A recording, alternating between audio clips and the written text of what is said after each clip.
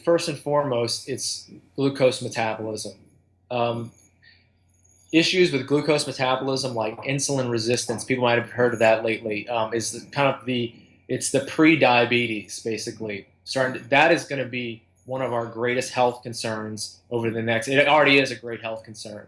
So the ability to metabolize glucose is extremely important. That can, it can be, you can get obese and become diabetic, but you can also become diabetic before you become obese. It doesn't have to work that way. So for me, a clinician, as a researcher, the benefits of high intensity training are the marked increases in insulin sensitivity that are produced. Your muscle becomes extremely sensitive to insulin. Basically, your ability to metabolize glucose becomes is really tremendously increased. So first and foremost, that would be because your muscle, your skeletal muscle, loves glucose, constantly taking up, either burning it or converting it to glycogen, which are two very important processes. So if we're engaging our musculature to the most intense extent, it's going to be kind of almost a linear response of how well your muscle is going to take up and use that glucose.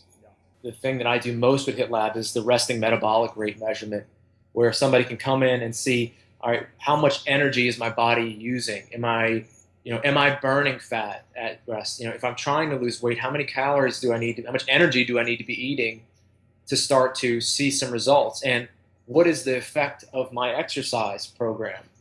You know, exceptionally practically useful.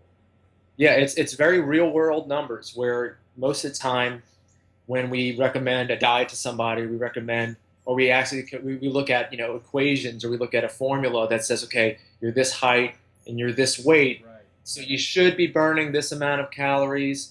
But for me, and one of the reasons to start a HIT lab is, like, I'd rather know than guess. When I show somebody how their body is, I show them the screen after we do their metabolic rate test, and I show them that they're not actually burning fat. Right.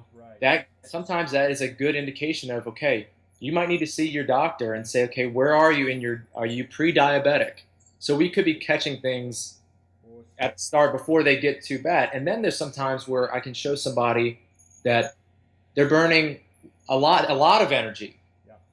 and they're burning lots of fat, but they're not actually, maybe they're over consuming, or maybe they're not moving as much as they think they're moving.